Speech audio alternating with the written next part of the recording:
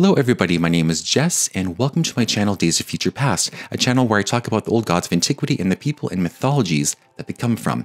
So every week I'm going to upload a video or two about various gods and goddesses from different pantheons around the world, and I will try my best not to put in too much information that you guys are kind of overwhelmed, because mythology is a very tedious subject to learn, so I will try my best not to overwhelm anyone with any information that I'm presenting.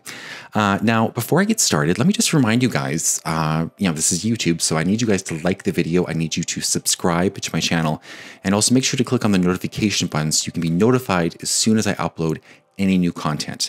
Believe it or not, those three little things actually really help us out here. So today we are going to be talking about Celtic mythology. Celtic mythology originates from what is now known as Ireland and the United Kingdom. And we're going to be talking about one of the religion's most important deities, their chief main god called the Dagda. So the Dagda was one of the most important of the Celtic gods and the greatest of the Tuatha Dé Danann. Those guys were a supernatural race in Celtic mythology that were believed to be some of the first people to inhabit Ireland. So he was said to live at Brúna Banne, and this is an actual place located in Ireland. It's an area in County Meath, Ireland, located in a bend of the River Boyne.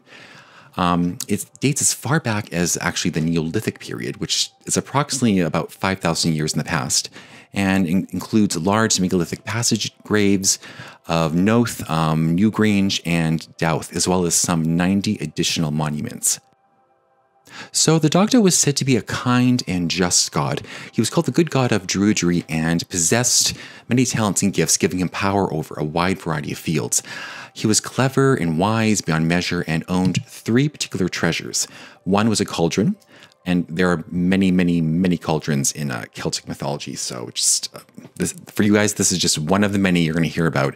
But this particular cauldron could actually produce large banquets and feasts that were so big they could actually feed an army.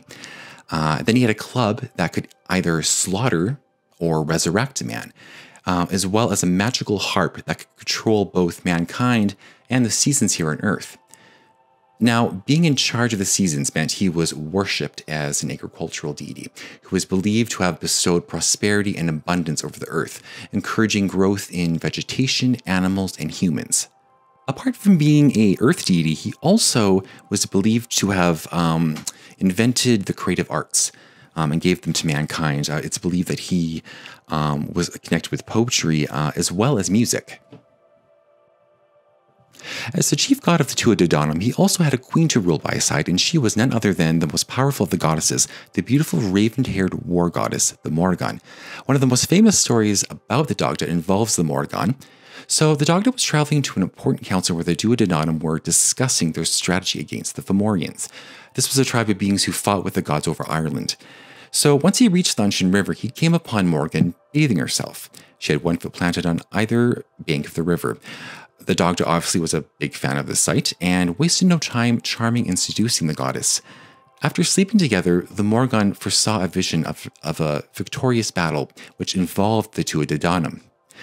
Now, this took place on the festival of Samhain, which nowadays we call Halloween, which is in and around the end of October. And this is the dark holiday when the goddess mates with the god of life and abundance, thereby renewing the sacred cosmos for another year. And, Samhain Halloween, by many pagans, is actually considered to be the new year.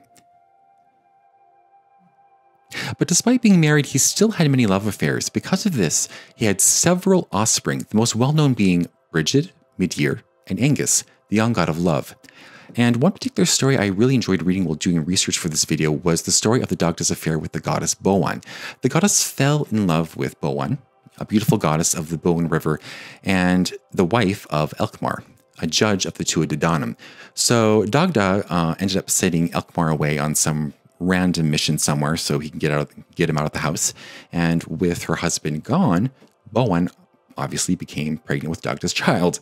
Now, to keep Elkmar from pursuing vengeance on the child, as well as on her and on him, the Dagda made the sun stay in the sky for approximately 9 months, allowing Boan to bear and give birth to the child in just one day.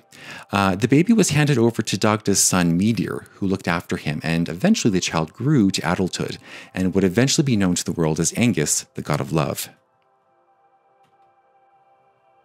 So when it comes to the appearance of the Dagda, usually the description that is given of him is that he is someone who is of an oafish manner and garb. You know, he's tall, he's very thick in build, not overweight, but he has a very full belly. You know, he's very well fed because he was connected with, you know, wealth and abundance. And so, you know, his depictions of him are very giant and jolly and very well fed man. You know, if you need kind of a better visual, just think about the Muppet version of Charles Dickens' A Christmas Tale, and look up what the God of Christmas Past looked like. You know, to me, he's like the best. That's a really good representation of what the Dagda was believed to have looked like.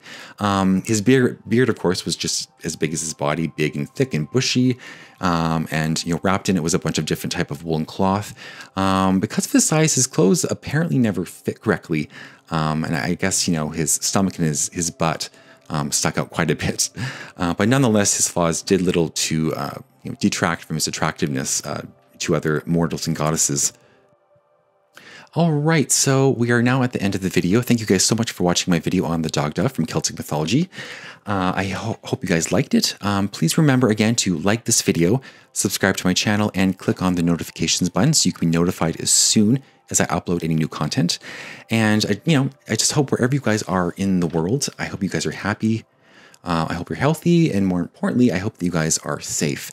And I look forward to seeing you guys all again soon. So I'll see you later. Take care. Bye-bye.